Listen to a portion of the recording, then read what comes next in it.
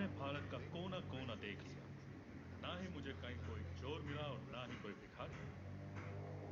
हमारा मानना है कि उस देश के पास बेशुमार धन दौलत है।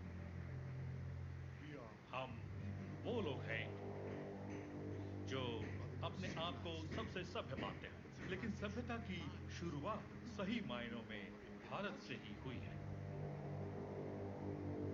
मुगलों ने कई सालों तक उन पर राज किया।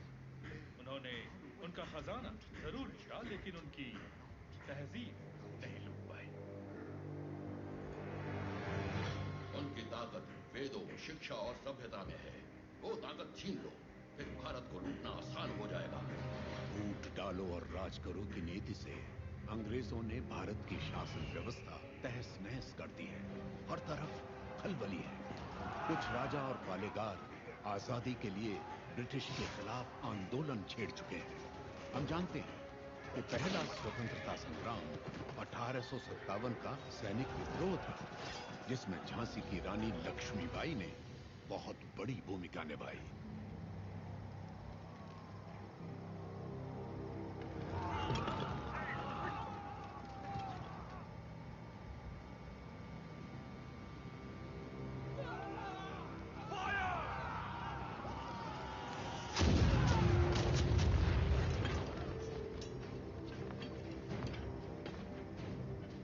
महारानी झांसी के नेतृत्व में स्वतंत्रता की ये लड़ाई शुरू हुए 3 महीने हो गए। 20,000 योद्धा हमारे साथ मैदान में उतरे और अब सिर्फ हम 100 योद्धा ही बचे। कल अगर हम रणभूमि में उतरे तो फिर हम 100 भी नहीं बचेंगे। ये स्वतंत्रता संग्राम हमने शुरू किया था और हम ही इसे खत्म करेंगे।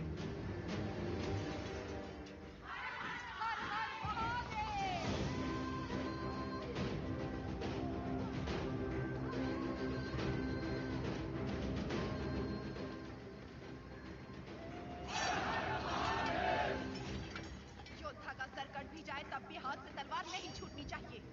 युद्ध में प्राण देने वाला शिव के समान है सेनापति।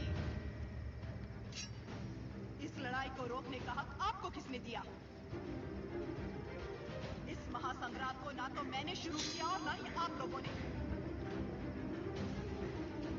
आप लोग लड़ने से डर रहे हैं क्योंकि सिर्फ 100 बचे हैं।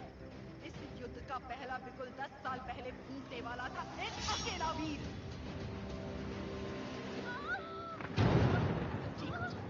इस ब्रिटिश साम्राज्य की जड़ें हिला देने वाला योद्धा एक ही था।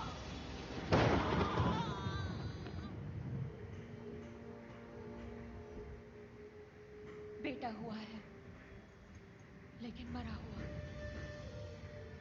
उसका जन्म ही एक महायुद्ध था और उस युद्ध में वो मृत्यु को मार के विजयी हुआ।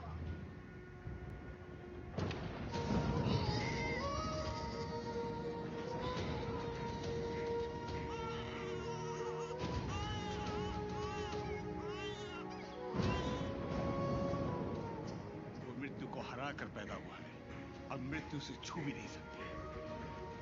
वो एक योगी था, एक महायोद्धा था, स्वातंत्र की पहली अलख जगाने वाला रेनाडू का सूर्या।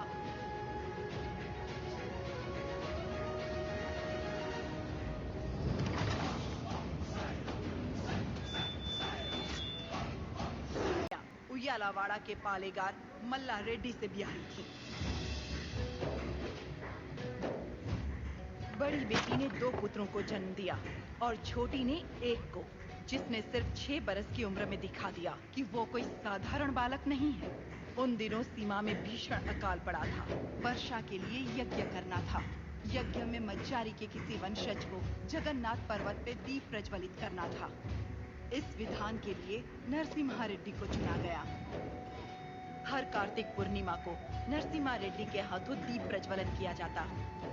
आसपास के सैकड़ों गांवों के लोगों का मानना था कि ये दिया एक उज्जवल भविष्य का संकेत है।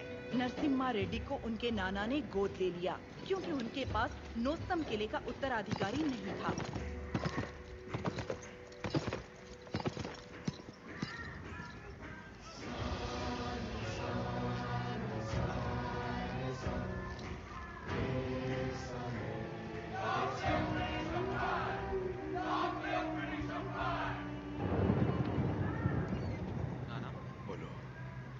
जानते हो वो लोग क्यों मारे गए? ये ब्रिटिश राज है बेटा। जो उनसे सवाल पूछता है, उनके खिलाफ जाता है, उसे मार दिया जाता है। आप तो पालेगार है ना, आप कुछ नहीं कर सकते? हम नाम के पालेगार हैं। ये अंग्रेज हमारे देश में घुस आए, हमारे अधिकार छीन लिए और हमारी जनता को लूटने लगे अपनी बंदूकों से डराकर। हमारी सत्ता हथियाने के लिए वो हमारे आगे पैसे फेंकने लगे, मुट्ठी भर, जिसकी हमें आदत पड़ गई। और तब से हम जिंदा लाश बन गए हैं। लाशों की तरह जीने से तो अच्छा है हम विद्रोही की तरह मर जाए नाना।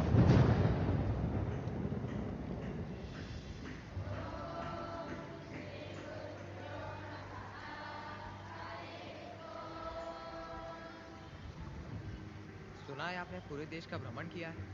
हाँ। क्या सारे देश में गोरे लोग हमारे लोगों को इसी तरह मार रहे हैं? हाँ, मार रहे हैं। तो हमें भी उन्हें मार देना चाहिए ना? नरसिम्हा, तो मुझे आशीर्वाद दीजिए बेटा। मैं मारूंगा उनको। तुम अकेले कितने अंग्रेजों को मारोगे? 10 को तो खत्म कर ही सकता हूँ। हजारों की सेना है उनकी,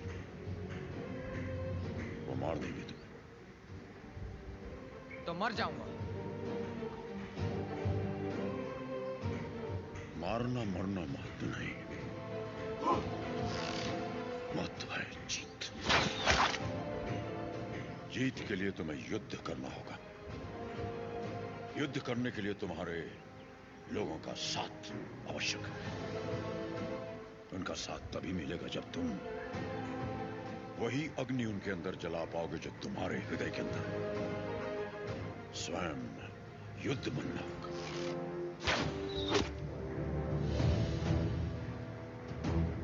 तुम्हारा शस्त्र ये नहीं, तुम्हारा शस्त्र है ये।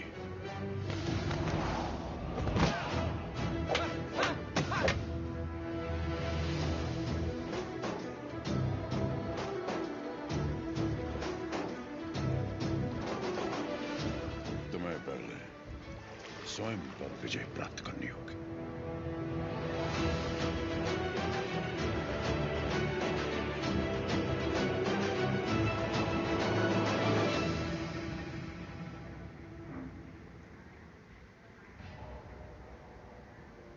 सबसे पहले ईस्ट इंडिया में ब्रिटिश कानून लागू किया जाए।